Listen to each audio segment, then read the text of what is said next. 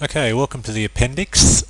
This is just a little addendum surrounding the course project. Remember I mentioned at the end of the last chapter, chapter 18, that the best way to solve the course project storage problem was to use something like a linked list, a truly dynamic storage allocation mechanism. You may not know what a linked list is. Well, if you don't, I'll just give you a very, very brief synopsis now verbally. Think of a structure, any old structure, a CD structure in particular. A CD structure that has as one of its elements a pointer. A pointer to what? Well, a pointer to another CD structure. Yes, that is possible. It is possible to have, if you like, a recursively defined structure, a structure that refers to a pointer to itself, or a pointer to another structure of the same type, if you like.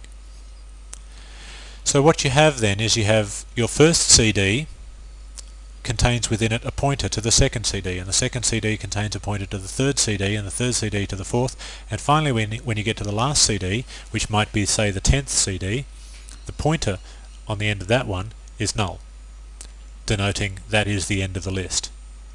And that is what a linked list is. Coding one, however, is a lot more difficult to describe than simply the actual description of the list itself. The reason that this is an ideal solution is not because it's easy to code, is because it gives you infinite amount of data storage, or rather as much memory as you have on your computer you can use to store the list. You're not limited by anything, and you don't have to do that yucky mallocing and reallocating all the time. You do actually have to malloc each node in the list, each CD, if you like, but you don't have to do any silly reallocating. I really don't like realloc. It just doesn't work most of the time. I mean, it works, but it doesn't allow you to access as much of the memory as you might like.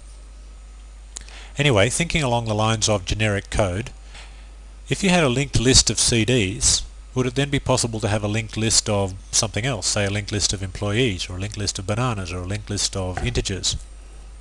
And the answer is yes, of course. And the really clever trick is to write a set of generic linked list routines that allow you to create a list of anything, allow you to add things to the list, to delete the list, to delete one element from the list, to sort the list, to do all sorts of things.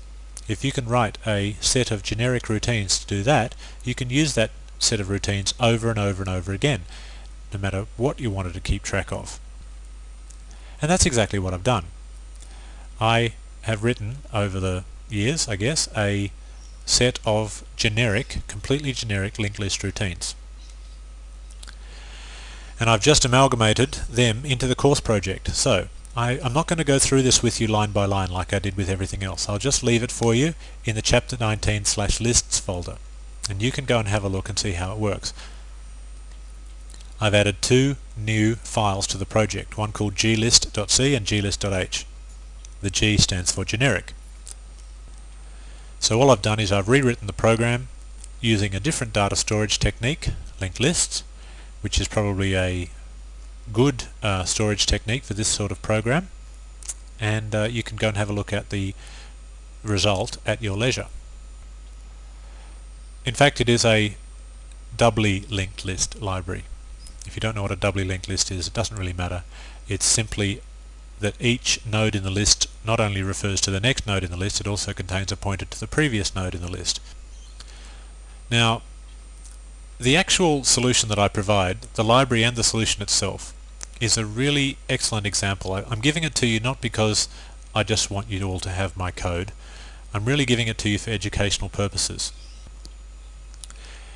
It is a truly excellent example of function pointers, reusable code, advanced pointers. It really does a lot of not so much clever things, but things that you're just going to need to know how to do over the course of your programming life. It provides a marvelous piece of example code. And yes, it is example code, but it is useful. It is industrial strength. It's fully tested. It's to the best of my knowledge bug-free. I've been using it myself for quite some time. It's reusable. You can use it to store a linked list of anything. And so I give it to you.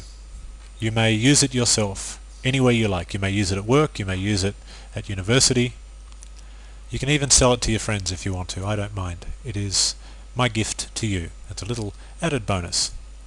I give it to you simply because I think you need to have at least one piece of reusable code in your library. Okay, so take it with my blessing. That's the end of the chapter, and it's also the end of the appendix. And we'll just, on the final slide, we'll just have some closing words.